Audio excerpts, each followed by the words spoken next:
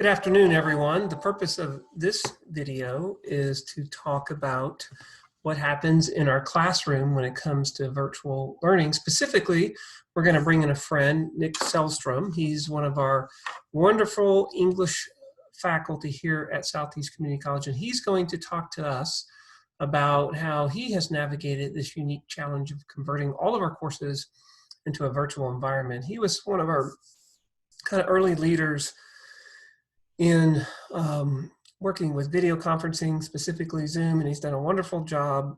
And let's see if we can invite Nick and have him tell us how does that work? How do we teach English, English comp, or creative writing in a virtual environment? Okay, let's see here.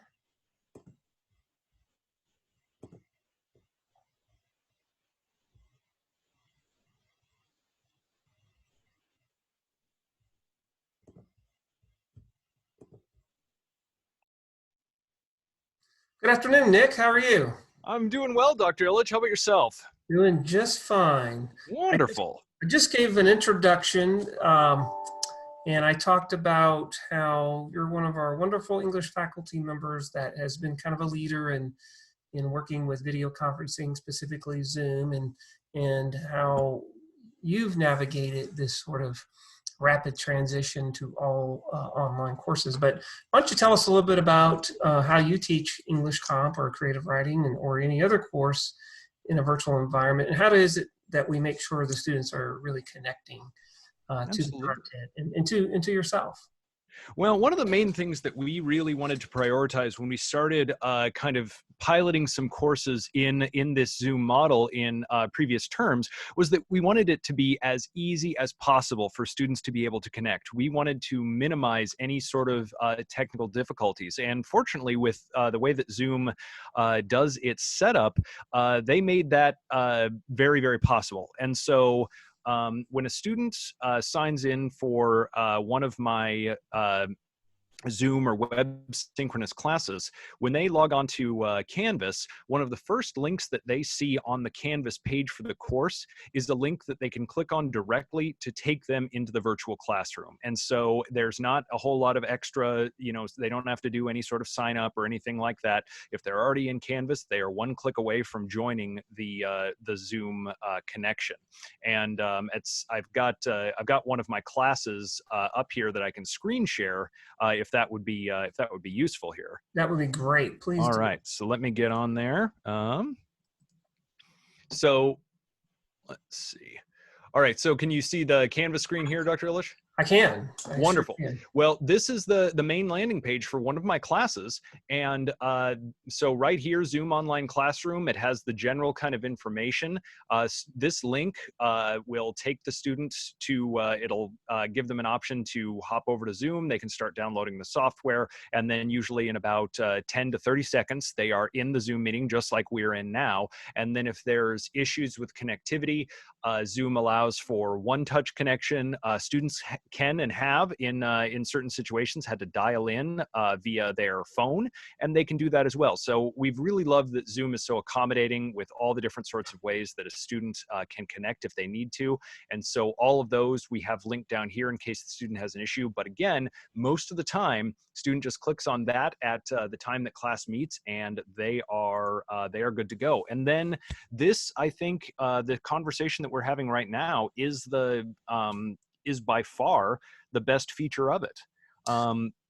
We are able, and we've seen classes where students from across or even beyond Southeast Community College's service area are able to connect in an environment that that wouldn't be feasible or wouldn't in any one of our particular campuses. Even, we have our wonderful facilities across the service area, but this way a student can connect in the within maybe 10 or 15 minutes from the Wahoo Learning Center to a student who's right on the state line, and they're having a real-time conversation. They're interacting, they're seeing one another's work, and in creative writing, that's been really exciting because those are your peer reviewers. That becomes the class's cohort, and now you're getting a whole variety of different perspectives of readers on your work in that environment where you can talk and exchange ideas with people that are as representative as possible of the folks that SCC serves. So that's been a really wonderful benefit to it as long as we've been trying this out.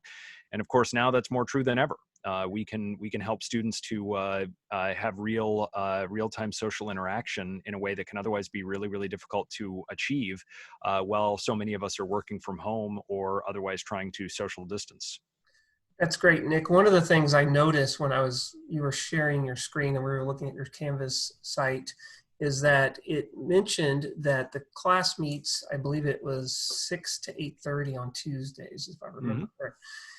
And what's fascinating about that is, when we say we are teaching online, sometimes there's an understanding that that might be in an asynchronous fashion. But in your case, I'm not sure if this is true of all of our courses, but if an instructor wanted to keep the class synchronous in the same time frame that they already had set up, you certainly could do that. And is that what you're doing, or is it a combination? This has been one of the conversations that we've been having as we've been piloting this.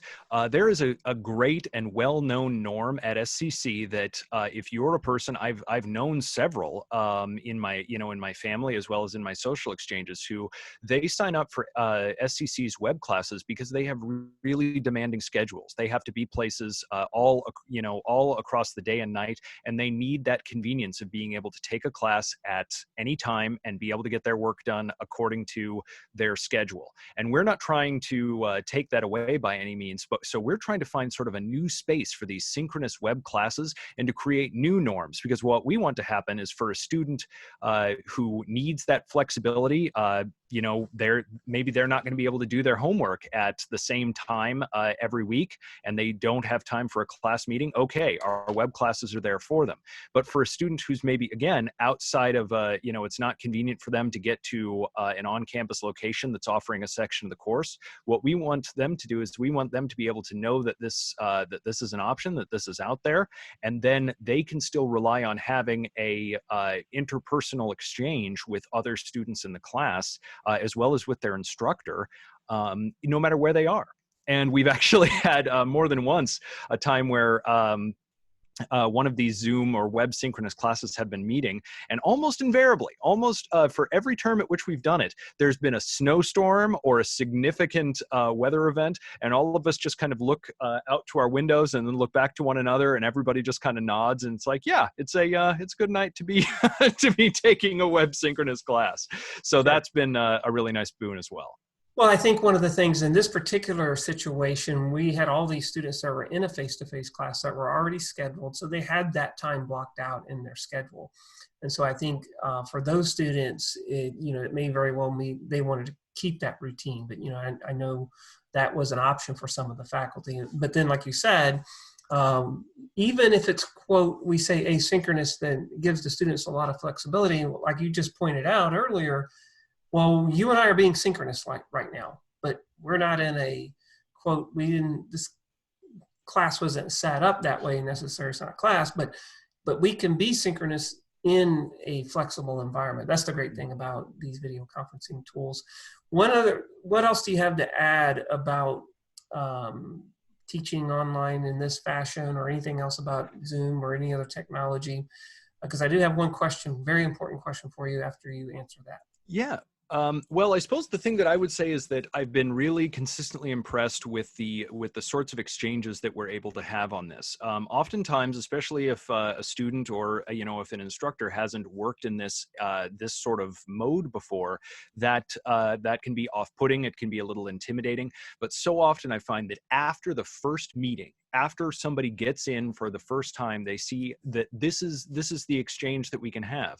And what I love is that when it's a group of students and myself, everybody's has their screen is the same size on everybody else's screen, and it feels like a really equal exchange among peers. And that has allowed for maybe even a surprising level of real authentic connectivity with folks that maybe I've never even met face to face before, and yet I get to know them. They get to know me, especially during this. I've been hosting my office hours with Zoom since we transitioned to work from home, and I think it's been really helpful for all involved. I can certainly say it's been helpful for me to be able to really connect with my students and talk about, well, what are the things we've encountered? What are the things that are difficult at a time like this? But also, how can we sort of, support one another just through knowing that we're all out there working away on the same projects? And that's been really heartening, especially at this time. I do think you're right about that, Nick. It's been very unifying. My question for you, my very serious question for you, as you probably know, how long have you been with the college? I've been working with the college in one degree since 2013. Great. So I joined the college in 2014, and one of the ways I love to communicate, I love to write. I did quite a bit of publishing when I was younger and as a postdoc, but it was always scientific journals and scientific type writing. So I do a lot of writing. So would it be safe to say you would recommend, if you were to assess my writing, I probably would choose the pass-fail option? What do you think? You guys are always so nice. I always wonder, one day these wonderful English faculty are going to pull me aside and say, well, let's help you out a little bit, Dr. Ellis. I do like to write. I don't know if that means that my people like to read my writing, but I do enjoy it. So any thoughts on my writing? What can I do to improve that writing, Nick? Honestly, one of the things that we talk about a lot with our students, especially as a lot of folks, you talk about scientific writing as a genre that we can acknowledge and appreciate. It has certain jobs to do, and it's going to use a certain language to get that done. Just the same way that a lot of our students come in with a amazingly high proficiency with communication in extremely short spaces like text messages or tweets and that sort of thing. And we've really been a space where we can celebrate those things and say, hey, you've got this fantastic proficiency, but what can we do to push you out of your comfort zone a little bit and to try to make you or help you to become a more versatile writer by exploring other areas? So I'd ask you, Dr. Illich, have you ever tried to deliver, say, a thesis statement or a conclusion section from one of your articles or papers to condense it down to a tweet, or to present it in a really kind of shortened space that might be that a different sort of audience might be able to reach? Well, that's a very polite way of saying I can be a bit long-winded. I love that. Really good. But here's the thing, Nick. Memory is so cheap now. There's no reason to be so short, I guess, unless you're going to tweet. I appreciate the feedback. I will work on that. That's probably a bit of a challenge for me, but I bet you I could shorten things a little bit. Well, we'll be eagerly awaiting to take a look at it in any one of our English offices, or we've got, of course, the fantastic folks at the with SCC tutoring and support as well. So I probably need all of that I can get. All right. Well, this has been great. Thank you so much, and appreciate it. Anything else you want to say, Nick? Just that in as much as I can appreciate how much the college has been exploring new avenues to help and support students through a really unprecedented time, we're glad to be here, and we're glad to be helping students to really continue to